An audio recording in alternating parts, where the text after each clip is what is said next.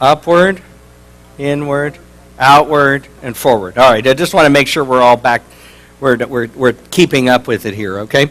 Okay, now let's talk a little bit about your outward lifestyle. And how many of you have been praying for a lost friend for a long, long time to come to Christ? A family member of a friend? Can I see your hands? A lot of hands here. That's good.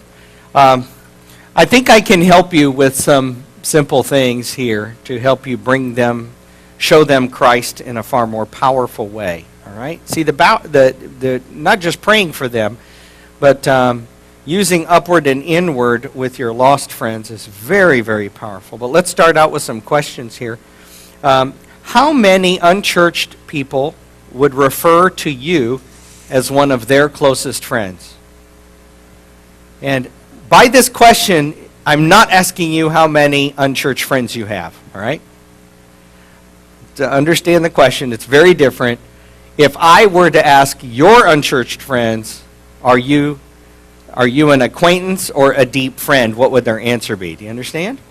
So I'm looking for something a little harder.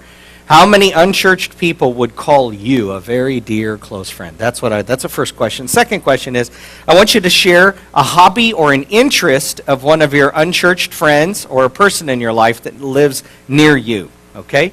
So if you're praying for your aunt and she lives in Maine, that doesn't count. All right, this is somebody you have to be somebody local, right? And if you don't have any unchurched friends, that's okay. Just say, I don't have any unchurched friends right now. But if you do, I'd like you to share one of their hobbies or their interests or something you really love about them if you don't know that. We typically will say, oh, you need to pray for my friend Frances. She needs Jesus very badly. You know, she's very cruel to her children, and she cheats on her taxes. And, you know, and these are bad things, right? So you're trying to compel people to pray for your lost friends, right? To motivate them to pray for your lost friends because they're such bad people. The problem is when we do that, it also tells me, why would I want to be friends with a woman who treats her children poorly and cheats people? I want to stay away from people like that. I don't want to get close to people like that. So what I'd like you to do is practice doing edifying your unchurched friends a little bit by sharing a hobby or an interest that they have. And it also help you see what they might know. And then the third question is, how often do you pray for your unchurched friends? So that they might come to know Jesus. These would be lost people or people who know God but have fallen away from the church and fellowship and they don't go to church anymore. So once again, stand up, answer these three questions to the best of your ability. Share what you can and then sit back down when you're done.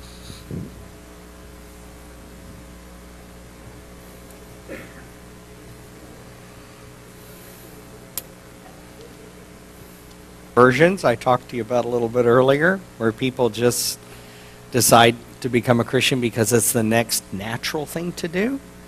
It requires a few things that you do a few things. I teach a whole half-day workshop on relational evangelism, and as you guys grow and join groups and have a desire to reach out, I'm more than happy to come back and share them with you. But what I thought I'd do is very quickly share some of the things now with you so that you'll know. What's been very impactful for me is to increase my outward component as a Christian, is to, when I pray for my lost friends, to pray for myself as much or more than I pray for the person. So it isn't God convict them of their sin, it's God show me where I am not displaying your love and I should be. Replace my judgment with your love. And so I make the prayer for the lost about me. God, change me. Because I can't really change anybody, but I can change myself.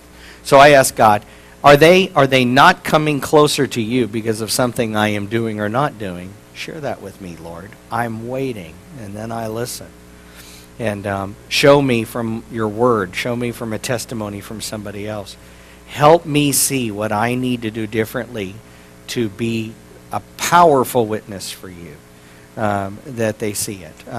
And there's some things I'm going to share with you that the Lord, when I did this first one, when I started praying for myself about relational evangelism, these other things that I'm sharing with you came out. This is what the Lord told me. The first thing was I realized I was proud and arrogant. I'm a Christian. You need God, and I need nothing from you. And until you get God, we really can't even be good friends. God convicted me of this. Jesus was accused of being friends with some of the what the world considered, and even the religious world and even the non-religious world considered to be outcasts, people who were very unsavory, tax collectors, prostitutes, street people, undesirable people, and just people who were obnoxious in one way or another. They might have even been wealthy business people, but they were very ruthless in their dealings. And Jesus befriended people like this. And I realized that I needed to not be so arrogant to think that as a Christian I need nothing from anyone, and if I needed something from someone, I might ask one of my close Christian friends. So I ask my unbelieving friends for favors. I've borrowed things from them that I already had. Like I borrow a ladder, I have a ladder, but I borrow one of theirs. Why? Because I like to spend time with my friends, so I'll borrow their ladder. And I will ask them to help me with something when I could ask my wife for help. Just like as I started doing this with other people in my life, other Christians in my life, when I started doing this with unbelievers in my life, they started responding.